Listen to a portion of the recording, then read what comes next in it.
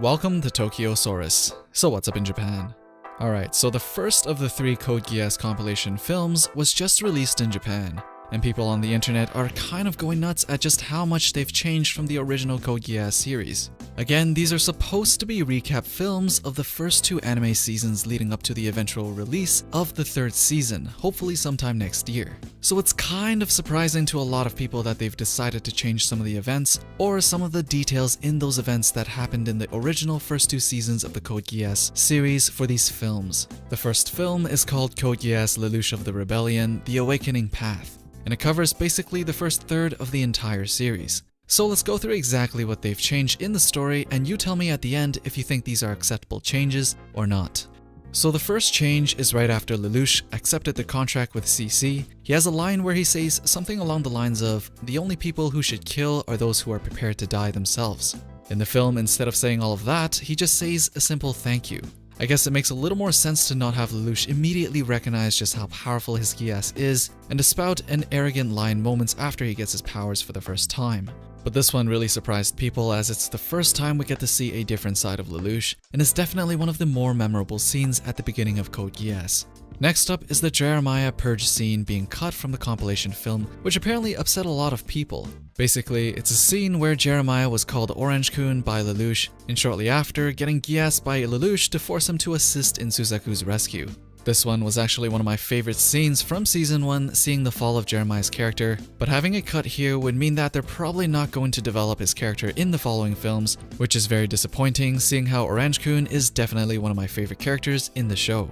Apparently, Lancelot in the Shinjuku incident was also much cooler in the movie than in the original anime, whatever that means, but I guess with an anime film budget, the fight scenes are definitely going to be much more visually appealing to watch than the anime ones. The Saitama incident from, I believe, episode 7 and the Narita battle from episode 11 were also both completely cut from the movie. The Refrain Factory battle was also cut, which was originally made to develop Callan's backstory with her biological mother being a refrain addict. The backstory for Callan here isn't super important to develop her motivations, so I can understand this one. So next up is the meeting with Taizo Kirihara, who is the old man who founded the Kirihara Industries and the leader of the Kyoto House.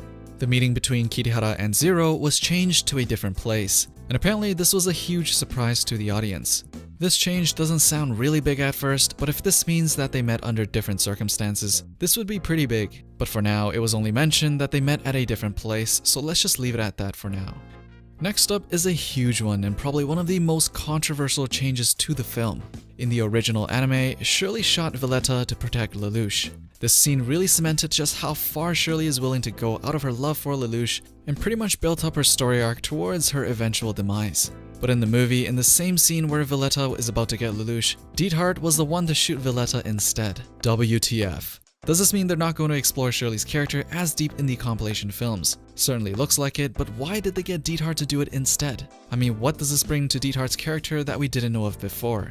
So many questions, but I guess we'll have to watch all 3 of the films to know why they made these decisions. Mao was also completely cut from the film, so you're not going to see any of him to develop more of CC's backstory. I'm kind of on the fence for this one. On one hand, I didn't exactly like Mao's character, but it did show us a side of Lelouch that we haven't seen before, and really helped with showing us more of Lelouch's human side and how he dealt with Shirley.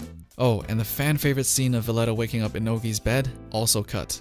So that's pretty much most of the changes. The movie goes up to about when Suzaku's true identity as the Prime Minister's son was revealed, and we're going to get the next movie pretty soon in February of 2018, and the last one in May 2018. People's initial reactions were pretty much like, "This is not the same thing. Why is this not the same?" Or, "This changes everything." Needless to say, lots of people were not exactly happy to see so many changes to the classic Code Geass story, and also that so much was cut out of it. But keep in mind, this is a movie, of course they can't include everything that was in the anime. And do you really want to watch something that just cuts bits and pieces from the original anime without adding any new changes? To make the pacing work in a movie format is going to require some changes, but the big question is, are you okay with these changes? So as usual, let me know down in the comments below. Don't forget to drop a thumbs up, stay subscribed if you want to be updated with the latest that's going on in Japan, and I'll see you guys in the next one.